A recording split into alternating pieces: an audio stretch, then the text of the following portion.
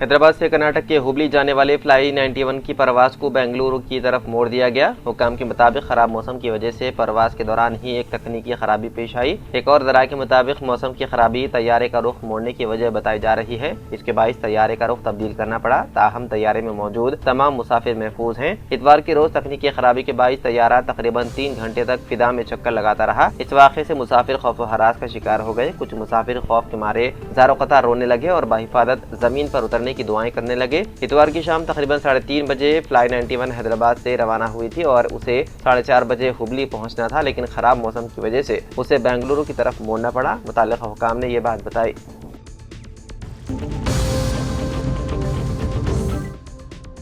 तेलंगाना के नारायणपेट, मक्तल और Kodangal lift irrigation project को जंगी बुनियादों पर मुकम्मल करने का फैसला किया गया, जिससे इलाके में कई दहाइयों से जारी पानी के मसले का हल मुमकिन होगा। रियासती वजीर बराए खेल, डेयरी इंडस्ट्री, तरक्की और मवेशी परवरी वी श्रीहरी ने जिले नारायणपेट के दामरगड्ढा के करीब कानकुर्ती रिजर्वायर के भूमि पूजा के मौके पर खिताब करते हुए ये ऐलान किया। उन्होंने कहा कि गुज़िश्ता 3 दहाइयों से आवाम का देरीना मुतालबा था कि इस प्रोजेक्ट को मुकम्मल किया जाए, जो अब वज़ीर आला तेलंगाना ए रेवंत रेड्डी की क़यादत में हकीकत का रूप धार रही है। इस प्रोजेक्ट की तकमील से न सिर्फ किसानों को आबपाशी के लिए पानी दस्तयाब होगा, बल्कि रोजगार की तलाश में होने वाली नकल मकानी में भी नुमाया कमी आएगी। उन्होंने बताया है कि मौजूदा हुकूमत किसानों को जमीन के बदले फी एकड़ 20 लाख रुपए तक मुआवजा फराहम कर रही है, जो मुल्क की तारीख में एक नुमाया मिसाल है। इस प्रोजेक्ट पर तकरीबन 4500 करोड़ रुपए खर्च किए जा रहे हैं और इसे आइंदा 20 माह में मुकम्मल करने का हदफ मुकर्रर किया गया है।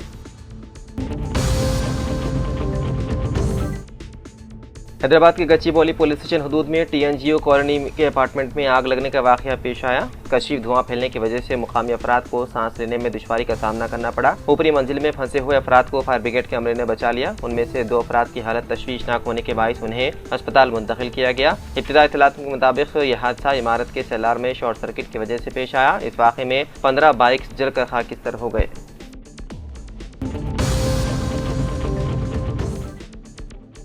अमरीकी रियासत लुजियाना में एक मसरूफ इलाके में एक मुसल्लह शख्स की फायरिंग के नतीजे में 8 बच्चे हलाक हो गए। हुकाम के मुताबिक हलाक होने वाले बच्चों की उम्र 1 से 14 साल के दरमियान थी। हमले के बाद मुलजिम ने एक कार छीन कर फरार होने की कोशिश की, ताहम पुलिस ने उसका ताक़ुब किया।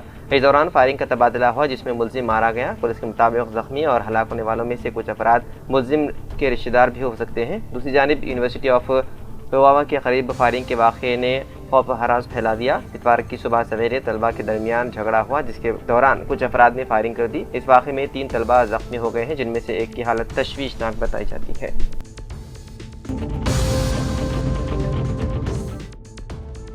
तेलंगाना के जगत्याल में BRS सरबराह KCR की प्रजा आशीर्वाद सभा के तमाम इंतजामात मुकम्मल कर लिए गए हैं। कांग्रेस को छोड़कर BRS में शामिल होने वाले सीनियर कायद GM रेड्डी के इस्तकबाल के लिए जलसेगाह तैयार कर ली गई है। इत्तलात के मुताबिक आज शाम 4:45 बजे KCR एरावली के फार्म हाउस से हेलीकॉप्टर के जरिए जगत्याल के लिए रवाना होंगे। वो जगत्याल कलेक्ट्रेट के करीब वाक़े हेलीपैड पर उतरने के बाद सीधे पार्टी दफ्तर पहुंचेंगे, जहां मुत्तहदा करीमनगर जिले के अहम कायदीन के साथ एक अहम इजलास मुनक़िद होगा। बाद शाम 6 बजे पार्टी दफ्तर से एक बड़ी रैली की शक्ल में जलसेगाह तक पहुंचेंगे। जलसे के दौरान GM रेड्डी को गुलाबी पार्टी का खंडवा पहनाकर बाज़ाब्ता तौर पर BRS में शामिल किया जाएगा।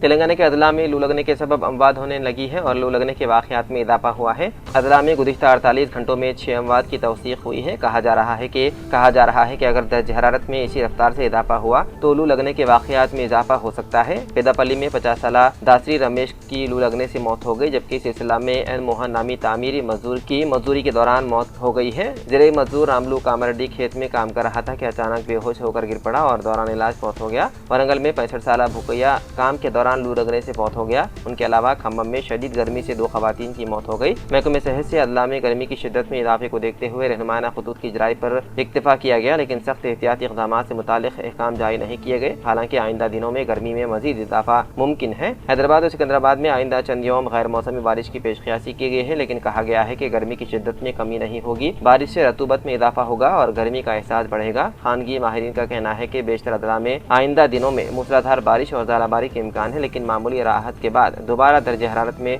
जबरदस्त इजाफा रिकॉर्ड किया जाएगा।